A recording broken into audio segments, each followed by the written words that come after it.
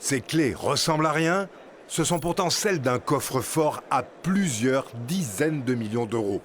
La Ferrari 250 GTO, la voiture la plus chère au monde, 36 modèles produits. Celui-ci a fini le Tour Auto 62, le nez avant coupé à la cisaille, et il tourne toujours en compétition. Ah, elle fait des bornes, oui. On l'a restauré en 2006. Depuis 2006, il a dû faire à peu près plus de 40 000 km.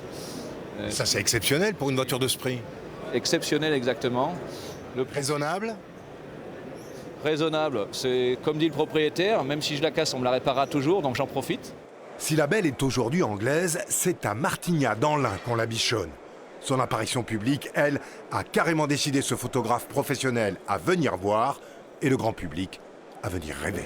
Oui, il faut être réaliste. Oui. Il y a des voitures qu'on peut s'offrir et puis d'autres, il faut considérer. C'est comme les grandes toiles dans les grands musées, quoi.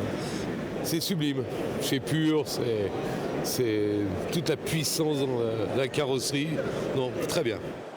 Autour de l'objet, on disserte sur son passé, ses performances supposées, on écarquille les yeux devant son moteur, on regrette son silence, et puis on s'interroge. Cette Ferrari, elle est bien rouge, mais pas rouge Ferrari.